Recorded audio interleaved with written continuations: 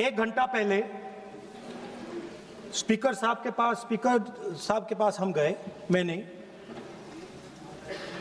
member of the house went, and speaker committed to us,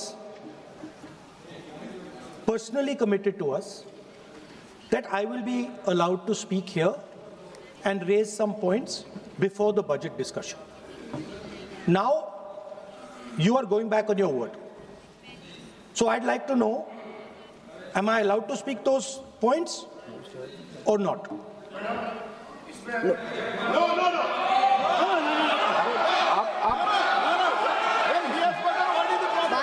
please ना बोलो। नहीं, वो सुनना नहीं चाहते, छोड़ दीजिए, तो अपने आप कमिटमेंट ले लेंगे।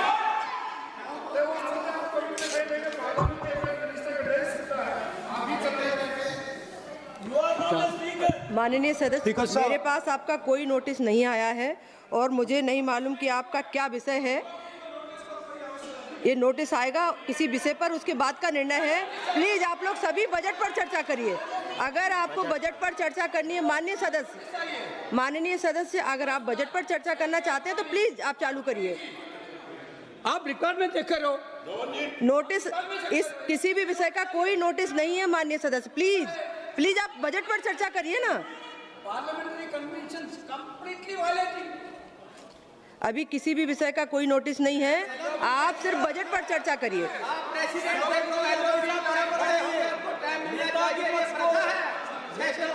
विपक्ष को इंटरवेंशन का अवसर हमेशा मिलता है, सदन की परंपरा रही है। हम लोग भी 20-20 साल से सदन में, मैं स्वयं देखता हूं, हमेशा नेता विपक्ष को। माननीय सदस्य, लेकिन कोई भी विषय बिना नोटिस के नहीं रख सकते यहाँ आप। ये नोटिस के बाद का विषय है। प्लीज माननीय सदस्य डॉक्टर शशि थरूर जी।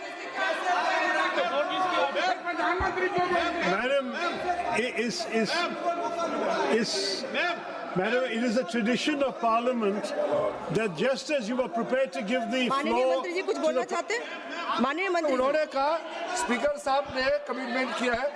राहुल गांधी जी ने कहा, स्पीकर के चैम्बर में वेणुगोपाल जी थे, मैं भी ज्वाइन किया और हम लोग बातचीत किए हैं।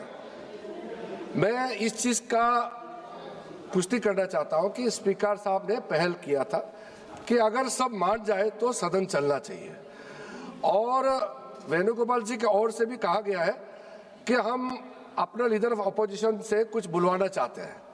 लेकिन उससे पहले हमने ये बात तय किया कि अगर क्या विषय में आप बात करेंगे, अगर स्पीकर के ऊपर एलिगेशन लगाएंगे तो स्पीकर का भी जवाब होगा। ये सारा चीज तय करके ही हम आपको परमिशन देंगे। स्पीकर ने ये कहा, ये अभी राहुल गांधी जी ने कहा वो 100% सही नहीं है। स्पीकर ने कमिटमेंट नहीं किया है। स्पीकर ने ये कहा कि अगर बातचीत बनता है तो आपको बोलने के लिए देंगे और बाकी दल के नेता को भी देंगे। ये नहीं कहा कि सिर्फ कांग्रेस को ही देंगे, ये भी कहा गया। अरे तो आप सवाल करते हो, और अगर मेरा ही बात नहीं सुनेंगे तो सरकार की ओर से कौन बोलेंगे बताइए? आप बोलना चाहते हैं, हम तो हमेशा आपसे बातचीत करने के लिए तैयार रहते हैं, हमारा कोई प्रॉब्लम नहीं है। लेकिन आप लोग कुछ ऐसा काम मत कीजिए जिससे सदन का गरिमा गिरे, ये हमारा अनुरोध है। और स्पीकर साहब ने ये कहा था, अगर बात बन जाता है, सब आपस में तालमेल हो करके बात बन जाता है, हाउस शांति से चलना है, तो उससे पहले लीडर ऑफ अपोजिशन, फिर हमारे जो बाकी दल के नेता है उनके ओर से भी सुनेंगे, और मैं भी सरकार का पक्ष रखूंगा। ये बात हुआ था, लेकिन इससे पहले कमिटमेंट नहीं हुआ, सिर्फ एलओपी को ही बोलने देंगे, इसका कोई एग्रीमेंट नहीं हुआ। माननीय सदस्यगण, अगर आप केंद्रीय बजट पर चर्चा चाहते हैं, नहीं, कोई विषय नहीं है। माननीय अध्यक्ष महोदय जी ने जैसी व्यवस्था की है, प्लीज आप सब लोग बैठिए प्लीज। माननीय सदस्य बोलना चाहते हैं, डॉक्टर शशि थरूर जी। नहीं, आप सब लोग चर्चा चाहते ही नहीं है केंद्रीय बजट पर। सभा की कार्यवाही कल मंगलवार दिनांक 10 फरवरी 2026 को प्रातः 11 बजे तक के लिए स्थगित की जाती है। एक गैर संवैधानिक और जिसने कोई शपथ भी नहीं लिया था, नेशनल एडवाइजरी काउंसिल पीएमओ के भी ऊपर बैठा दिया। पीएमओ के ऊपर अघोषित दर्जा दे दिया गया।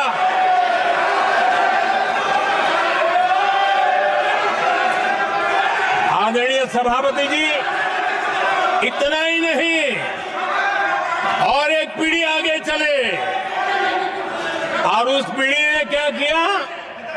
भारत के संविधान के तहत देश की जनता जनार्दन सरकार चुनती है और वो सरकार का मुखिया कैबिनेट बनाता है। ये संविधान के तहत है। इस कैबिनेट ने जो निर्णय किया, संविधान का अपमान करने वाले अहंकार से भरे लोगों ने पत्रकारों के सामने कैबिनेट के निर्णय को फाड़ दिया। संविधान को हर मौके पर संविधान के साथ खिलवाड़ करना, संविधान को न मानना, ये जिनकी आदत हो गई थी। और दुर्भाग्य देखिए,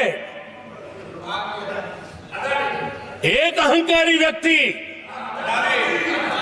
कैबिनेट के निर्णय को फाड़ दे और कैबिनेट अपना फैसला बदल दे।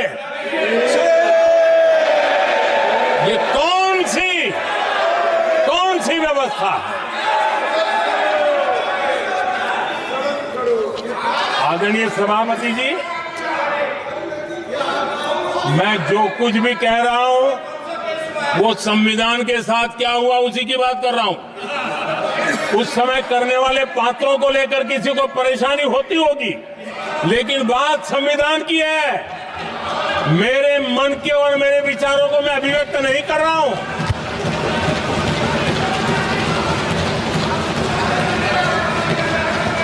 आदरणीय सभापति जी, कांग्रेस ने निरंतर संविधान की अवमानना की, संविधान के महत्व को कम किया। कांग्रेस इसके अनेक उदाहरणों से भरा पड़ा हुआ है। संविधान के साथ धोखेबाजी कैसे करते थे, संवैधानिक संस्थाओं को कैसे नहीं मानते थे, इस देश में बहुत कम लोगों को मालूम होगा। 370 की तो पता है सबको, 35A का पता बहुत कम है। संसद में आए बिना, जबकि संसद में आना पड़ता, संसद को ही अस्वीकार कर दिया गया। भारत के संविधान का अगर कोई पहला पुत्र है तो ये संसद है, उसको भी उन्होंने गला घोटने का काम किया।